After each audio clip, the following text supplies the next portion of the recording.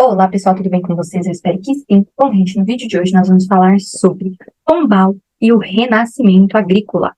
O contexto do Brasil no período da administração do Marquês de Pombal.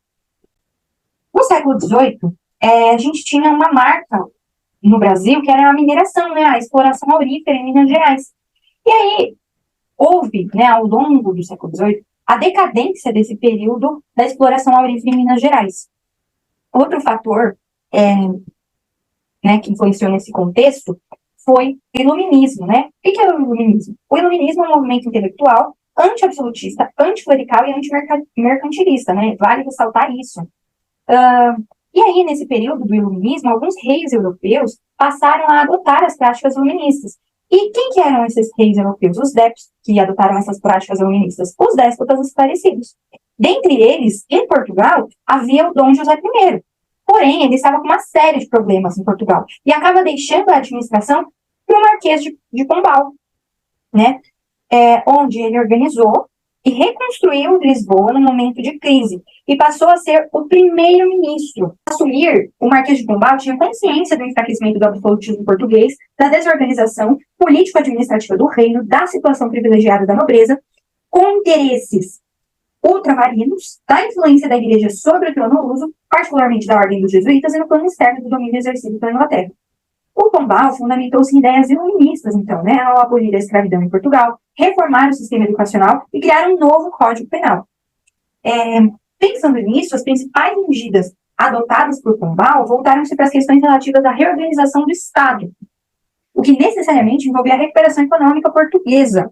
Destacando as principais medidas adotadas por Pombal, a gente tem a expulsão dos jesuítas, né? Por que ele expulsou os jesuítas? A partir disso, né? A partir dessa expulsão, o ensino se torna o quê? Laico, secular. E aí o que acontece? Os jesuítas, eles também defendiam a não escravização dos indígenas. Então, se o Pombal expulsasse os jesuítas, facilitaria a escravização. Esse era o intuito dele. Então, a expulsão dos jesuítas foi uma medida anticlerical que resultou na secularização do ensino. Outra medida adotada por Pombal foi a criação de uma lei que proibia a escravização de indígenas e do diretório do índio. Só que, assim, a gente sabe que, em tese, isso funciona, né? Na teoria, funciona. Na prática, funciona? Não funciona. Continua a escravização dos indígenas.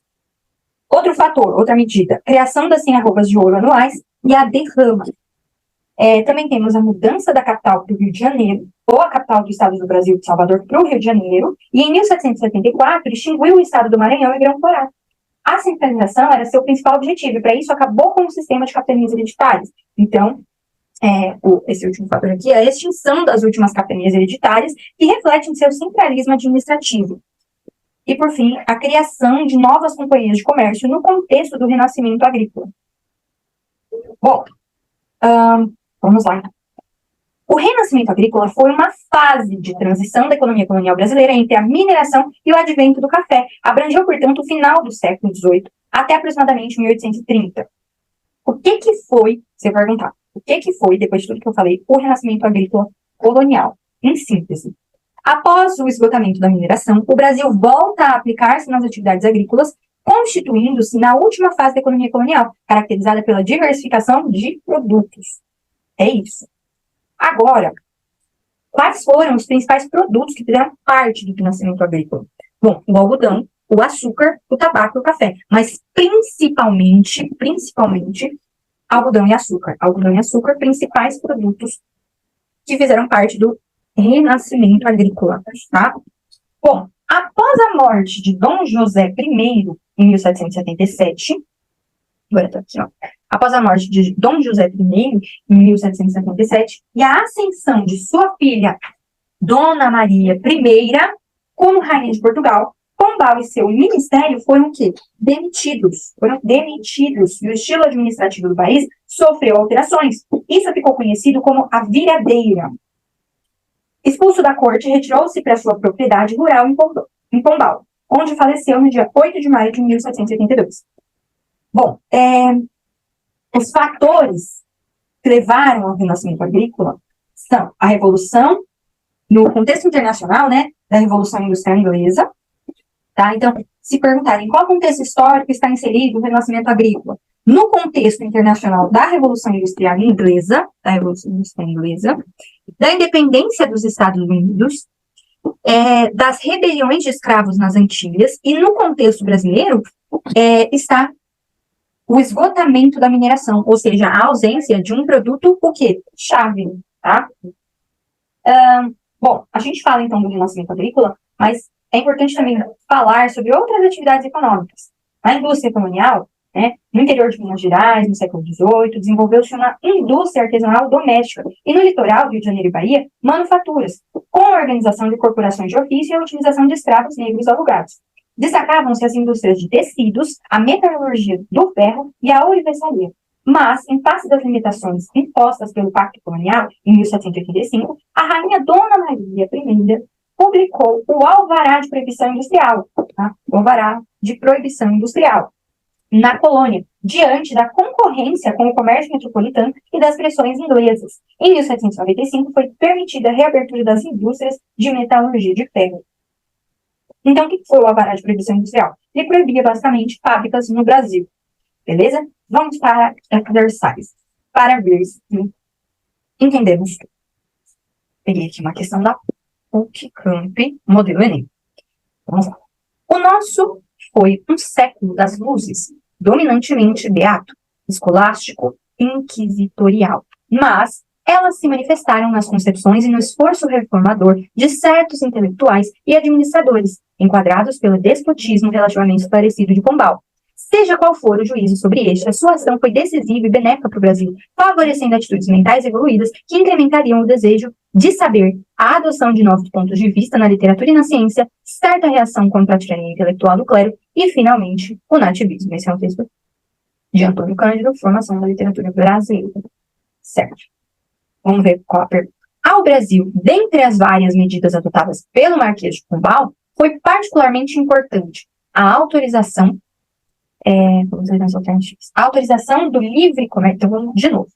Ao Brasil, dentre as várias medidas adotadas pelo Marquês de Pombal, as medidas aqui, foi particularmente importante. O que foi importante nas várias medidas adotadas pelo Marquês de Pombal? A autorização do livre comércio entre o Brasil e as demais nações aliadas, que mudou o equilíbrio das relações colônia-metrópole a favor da colônia e sua autonomia? Não. Não é isso. Não é. O decreto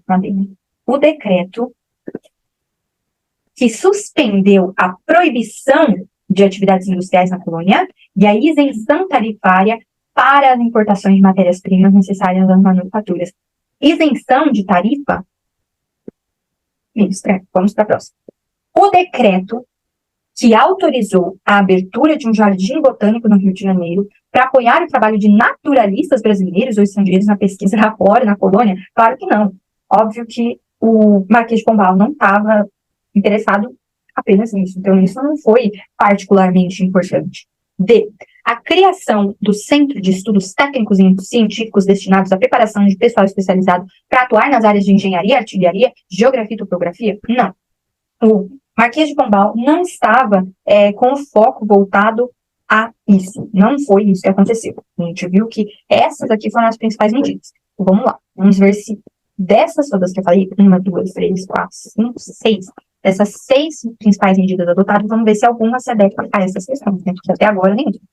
E a mudança da sede do governo geral de Salvador para o Rio de Janeiro por razões econômicas e estratégicas ligadas à crescente importância do centro-sul da colônia. É essa, porque a gente viu, a mudança da capital para o Rio de Janeiro por razões econômicas e estratégicas, né? Bom, vamos para uma outra questão aí. Outra questão.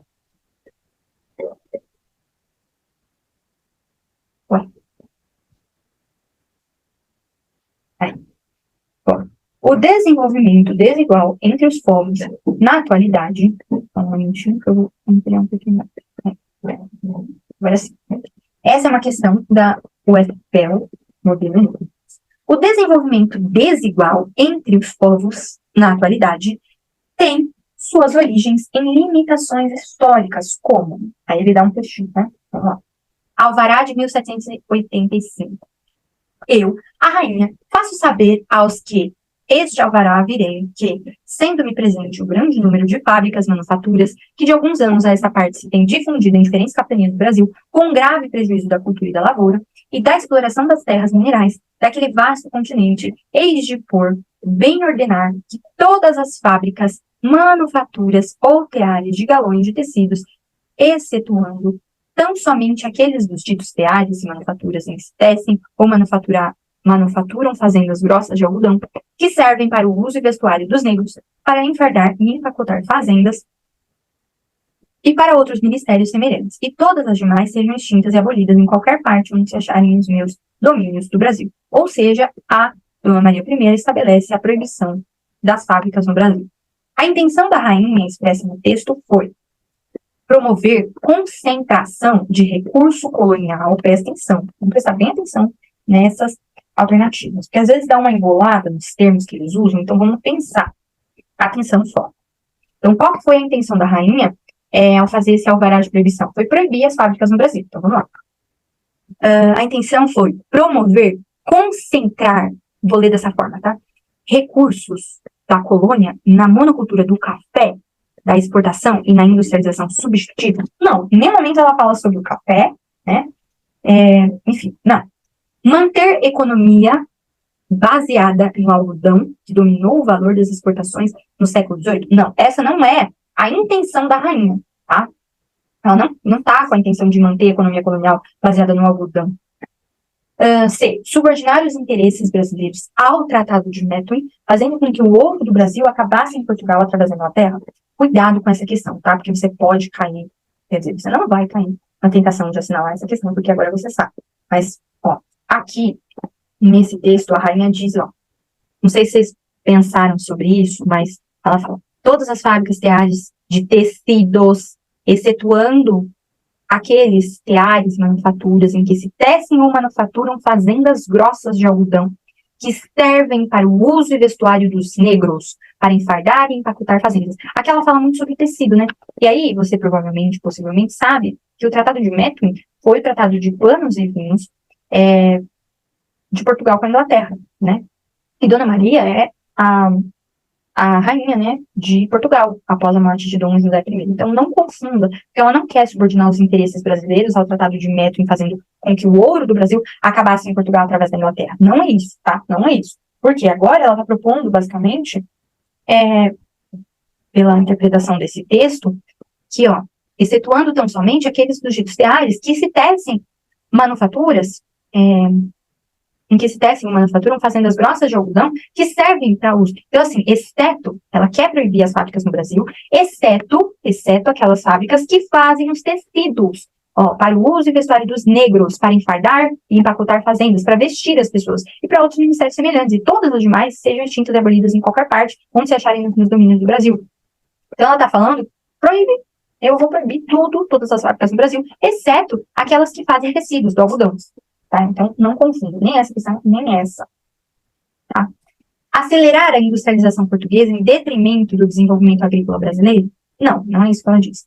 E aí, por fim, evitar que, na fase do ciclo da mineração, ocorresse um desenvolvimento industrial no Brasil, concorrendo com a metrópole. É isso, tá certinho. Tá? Certinho.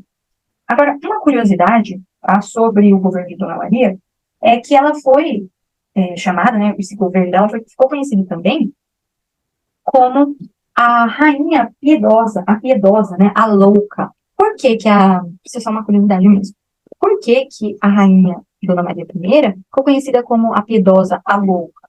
Porque ela assistiu, né, pelos contextos históricos e fatos, ela assistia no Pombal, no governo de Pombal, ela foi crescendo assistindo o regime autoritário dele e como ele punia as pessoas. Então, assim, ela também, assim que ela ascendeu ao trono, ela também demitiu de imediato o Pombal por conta disso, que ela detestava o Pombal. Em contrapartida, o Dom José I, o pai da Dona Maria I, ele adorava o Pombal, ele era fascinado pelo Pombal, pelas práticas dele. Por isso também que ele ascendeu, né, colocou rapidamente o Pombal como primeiro-ministro, né, de Portugal. Então, assim, ela foi chamada de a piedosa louca porque ela, de fato, foi desenvolvendo ao longo problemas psíquicos por conta da infância dela. ela cresceu vendo pessoas sendo mortas em praça pública por conta do Pombal, né? Porque era comum antigamente você ver essas práticas de pessoas punindo as outras com a morte. E isso era visto pelo público para, como eu posso dizer, como lição, né? Como lição mesmo. Então, vou matar. O Pombal tinha esse pensamento, né, de matar para que fosse visto como lição. Essa pessoa errou, ela vai ser morta. E aí as outras assistiam como lição. Tipo, essa errou, então você não pode cometer o mesmo erro dela. Fique esperto, basicamente isso. E aí ela foi crescendo, vendo essas mortes todas, na infância dela, desde muito pequena, ela já foi assistindo isso. E ela foi desenvolvendo problemas na psique. E, enfim, ela foi chamada de a piedosa Alu, né? Mas isso é mais uma curiosidade mesmo. E para meio que, entre aspas, justificar a demissão imediata de Pombal assim que ela ascendeu ao poder, ao trono.